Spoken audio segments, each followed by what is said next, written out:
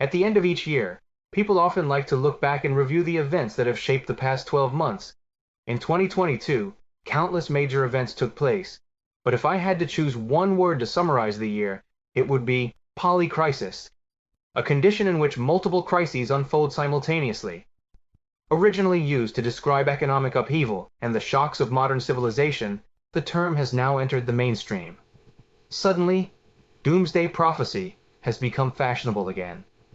British financial historian Edward Chancellor notes that more than 5,000 years ago, an Assyrian tablet described the end of the world in these words: "Our earth is degenerate in these latter days. Bribery and corruption are common. Children no longer obey their parents. Every man wants to write a book, and the end of the world is evidently approaching."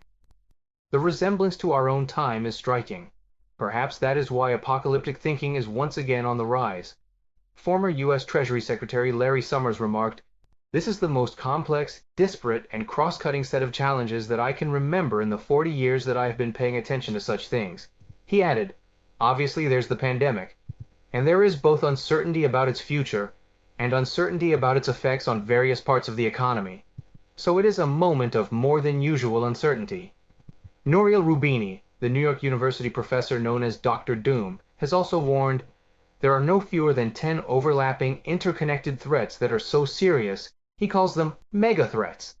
From the worst debt crisis the world has ever seen, to governments pumping out too much money, to borders that are blocked to workers and to many shipments of goods, to the rise of a new superpower competition, to climate change that strikes directly at our most populated cities.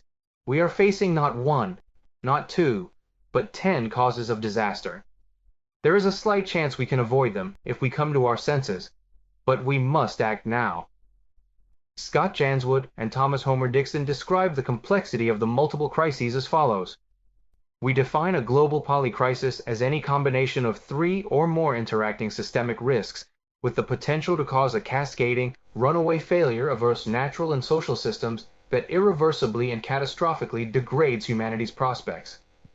A systemic risk is a threat emerging within one natural, technological, or social system, with impacts extending beyond that system to endanger the functionality of one or more other systems.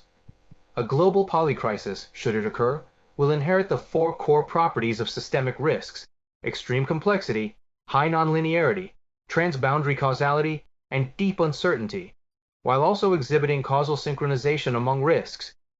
Geopolitical strategist Peter Zeihan warns in his book, "The End of the World is Just the Beginning," that the most immediate danger may be global food shortages, potentially starving billions and destabilizing governments around the world. With all this in mind, it is unsettling to imagine what might await us in 2023, and whether Baba Vanga's predictions could somehow come true. It can feel as though we are suddenly trapped in a world of multiplying crises, where everything familiar is collapsing. Yet daily life continues. We still wonder why a box of eggs now costs $6, and we still work hard to save for retirement. In such a world, we may ask, what is the purpose of human existence? What foundation allows us to live meaningfully amid turmoil? Is peace or happiness still possible? And how can the world be restored to a healthy state? I recommend the short story, A Good Man is Hard to Find by Flannery O'Connor. It presents a powerful encounter between a faithless criminal and an elderly Christian woman he has taken hostage. Their confrontation becomes a struggle of belief. The outlaw's cold logic challenges the old woman's faith and leaves her shaken.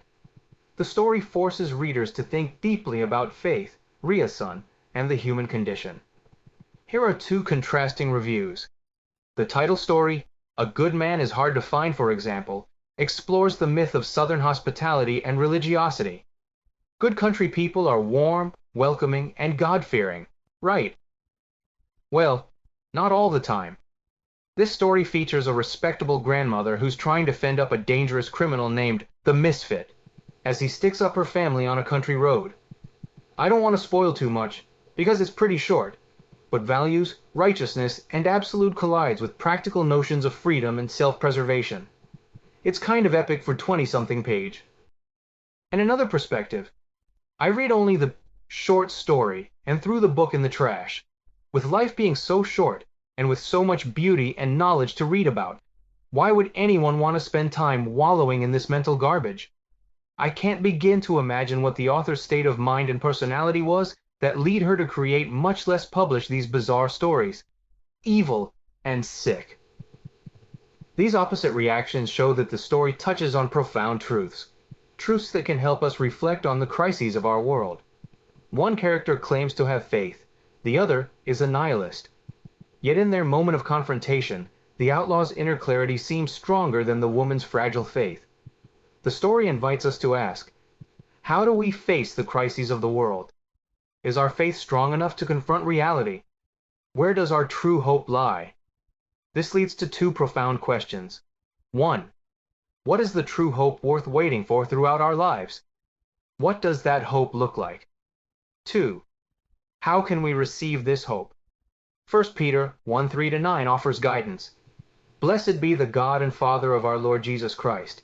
According to his great mercy, he has caused us to be born again to a living hope through the resurrection of Jesus Christ from the dead, to an inheritance that is imperishable, undefiled, and unfading, kept in heaven for you, who by God's power are being guarded through faith for a salvation ready to be revealed in the last time. In this you rejoice, though now for a little while, if necessary, you have been grieved by various trials, so that the tested genuineness of your faith, more precious than gold that perishes though it is tested by fire, may be found to result in praise and glory and honor at the revelation of Jesus Christ. Though you have not seen him, you love him. Though you do not now see him, you believe in him, and rejoice with joy that is inexpressible and filled with glory, obtaining the outcome of your faith, the salvation of your souls. This passage teaches that the hope we long for is not career achievement, financial security, or even the happiness and health we desire. Instead, it is the eternal inheritance God has prepared for us, a hope born from our rebirth through Christ's resurrection. This is the hope that sustains us to the end. Without it, we can only rely on our limited strength. But this living hope reveals that the knowledge, abilities, wealth, and success we once valued cannot give us eternal meaning. Only the salvation of the soul leads us into the inexpressible joy of God's glory. Everything else is temporary. We fear today's crises because our ancestors ate from the tree of the knowledge of good and evil, separating themselves from the eternal tree of life and losing their hope. The way back to this tree was sealed by cherubim and a flaming sword. Yet through the resurrection of Jesus, God is reopening the way to the hidden tree of life. He is restoring our hope so that we no longer fear failure, disaster, or even death. This hope allows us to transcend our limited self-interest and self-understanding. Through the salvation of our souls, we can overcome fear, crisis, and anxiety. But the question remains, are we willing to leave everything behind and follow him? Has Christ become the center of our lives, or merely a small part of them? Does the gospel permeate our entire life, shaping every decision, large or small? This determines how we will face crises, whether we crumble like the old woman, or continually renew ourselves through the gospel and let the vision of rebirth become our lifelong hope. If we do this, the polycrisis, no matter how severe, will no longer be a crisis for us. This is the true treasure that brings peace and meaning into our lives. I hope that in 2023, you will experience a life that is even more abundant, even more